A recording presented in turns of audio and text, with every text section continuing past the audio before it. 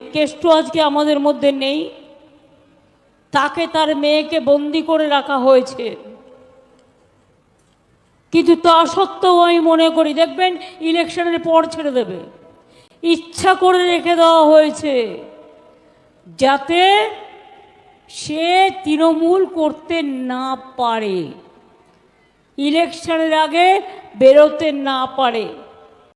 দর্শকেরা, আপনারা জানেন যে প্রাক্তন আইপিএস অফিসার বীরভূমের দেবাশিস ধর এর মনোনয়নপত্র বাতিল করা হয়েছিল। কারণ হিসেবে জানানো হয়েছিল যে ওনার নো ডিউ সার্টিফিকেট যেটা রাজ্য থেকে দেওয়া হয় সেটা নেই, এই কারণে নাকি ওনার মনোনয়নপত্র বাতিল করা হয়েছিল। এরপর অবশ্য নির্বাচন কমিশনার, যা সুপ্রিম কোর্ট বা হাইকোর্টের নির্দেশ অনুযায়ী চলে না, তার নিজস্ব আইন থাকে এবং সেই অনুযায়ী তিনিও ব্যবস্থা নিয়েছেন। নির্বাচন কমিশনার এই সরকারি কর্মচারীদের জন্য যারা রিটায়ারমেন্ট নিয়ে নেবে বা রিটায়ারমেন্ট হবে তাদের জন্য নতুন রুল নিয়ে এসেছে। সেটি হলো যে কোনো সরকারি কর্মচারী অবসর নিলে ওনাকে নো ডিউ সার্টিফিকেট 48 ঘন্টার মধ্যে দিতে হবে এবং এর জন্য একজন অফিসার থাকবে যিনি এসব দেখাশোনা করবেন। তাহলে দর্শকেরা বুঝতেই পাচ্ছেন যে আমাদের রাজ্যের কেমন সরকার, যে এই সরকারের জন্য নির্বাচন কমিশনারকে পর্যন্ত নিয়ম বদলাতে হয়েছে। বিজেপির প্রাক্তন আইপিএস অফিসার দেবাশিস ধর মনোনয়নপত্র জমা দিয়েছিলেন ঠিকই, সেইভাবেই ঠিকঠাক এগিয়ে যাচ্ছিল, কিন্তু আমাদের রাজ্য সরকার শেষমেশ এত দুর্নীতি করেছে যে নিজের অবস্থা বুঝতে পেরে ওনার মনোনয়নপত্রে বাধা দেন।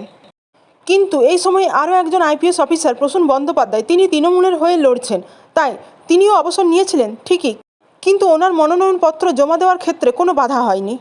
এ প্রসঙ্গে প্রশ্ন উঠলে তিনি যা বলেন তা একবার আপনারা ওনার মুখেই শুনুন। এবারে আমরা প্রার্থী দিয়েছি প্রসূনকে।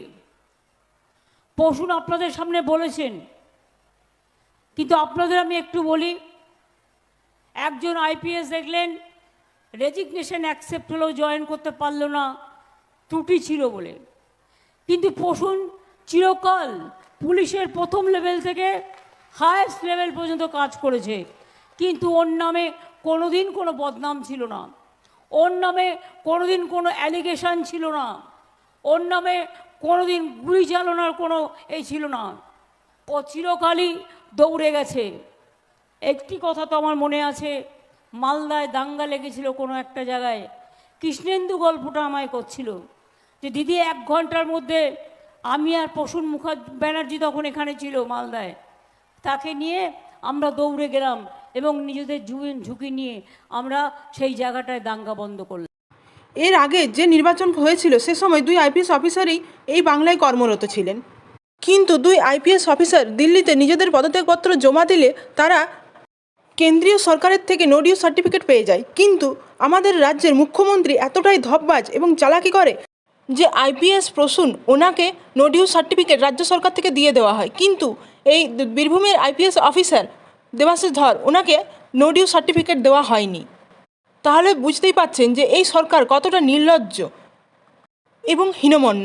আপনারা হয়তো দেখেছেন যে যখন ছোট বাচ্চাদের মধ্যে কোনো কিছু নিয়ে একটা কিছু হয় তখন দেখবেন যে একে অন্যকে কিভাবে দোষারোপ বা মারপিট লেগে যায়, ঠিক এই সরকারটাও তেমন।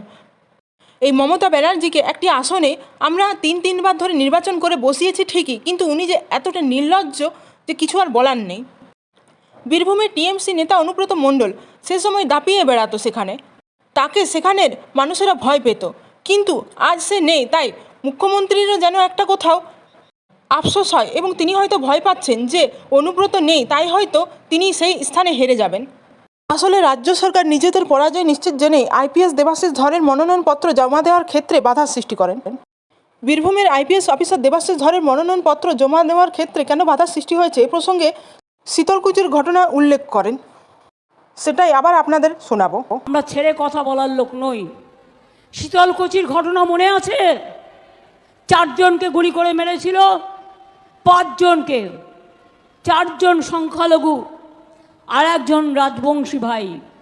আমি ছুটে গিয়েছিলাম, তিনি আজকে আপনাদের এখানে প্রার্থী হয়েছেন। কালকে আমি দেখলাম তিনি বলেছেন মুখ্যমন্ত্রী আমায় ফাঁসিয়েছেন, মুখ্যমন্ত্রীর কাউকে ফাঁসানোর ক্ষমতা নেই, আপনি নিজের জালে নিজে জড়িয়েছেন।